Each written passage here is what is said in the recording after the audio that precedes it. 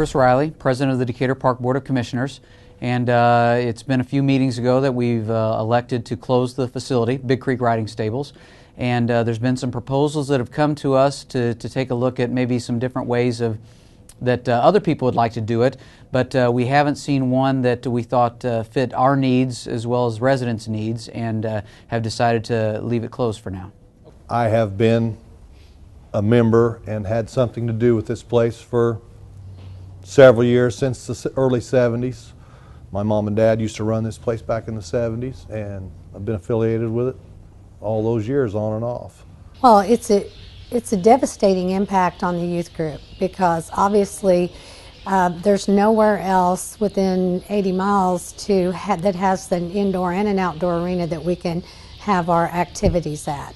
And most of my youth is local within Macon County and don't have the means to travel that far, and haul their horses. I understand not everyone has a horse, but yet that doesn't mean inner city can't take advantage of it through their school district, having programs come out here to those inner city kids to let them come in contact with horses, which maybe some of them have never even touched, let alone been on one. So I think there's a lot of different avenues that this facility could be used, not only to benefit the people who do have horses, but also the people that don't have horses as well within the city. Well, right now it's not going to be torn down. I mean, it's an operational issue, and if all of a sudden EAV skyrockets, in Macon County, and a lot of money comes into the district, I mean, who knows? But I mean, I honestly don't see that happening in the near term. And it's been closed. We're looking at different properties that the Park District owns and maybe some different uses. We'll wait and see how that turns out with the master plan ideas and stuff like that. We're talking about we could use it as an indoor practice facility, as maybe for baseball or things like that for the winter months. Right now we don't have the capital dollars that we could use to do that. So it's closed for now. We'll wait and see what time holds for us.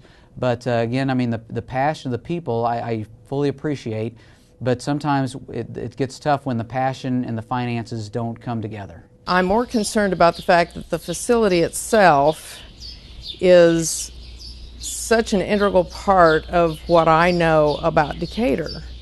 And this is open to the public. Anyone can come here. You don't have to be a club member. You don't have to have a special permit. You don't have to have a swipe card to get in. But it is a wonderful facility. It does need some care, but it would be quite a shame to get rid of this. It's very heart-wrenching for me to think that the Park District, I feel, have been completely negligent on taking care of it. I think their desire is not here.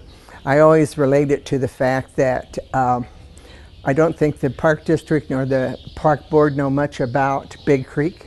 Well, I think if you look at the City of Decatur and the Decatur Park District over the last 5 years, EAV has decreased, and we've tried to find ways to cut in areas that people really can't see, on the face of it. But we finally gotten to the point where we need to start looking at some other ways to cut, and where can we find the dollars that impact the least amount of people.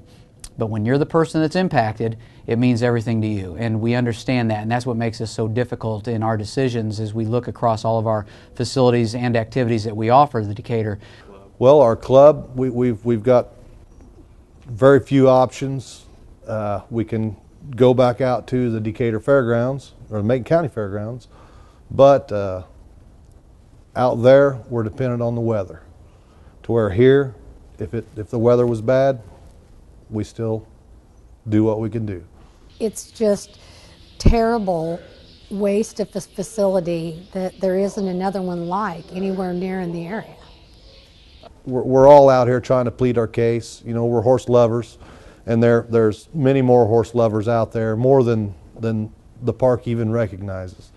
They've never tried to promote horseback riding or any kind of equine activities out here. They just kind of close their eyes to it and let it go the way it goes. So, I mean, we're just all trying to keep something here that's been here for that many years. I'm sorry. You know, I really am. I mean, to me, it's similar to the park singers. I mean, you know, we're a park district sized for 100,000, and we don't have that now. We don't have the finances now. I've got so many tax dollars, subsidy dollars that I can allocate across all the different facilities and programs we have, and I don't have enough. I don't have enough money. So we've got to try to find, you know, where can we impact the most people with the least amount of money, and that's what we continue to look to do. And in that discussion, people are going to get hurt, and that's the hardest part of the job.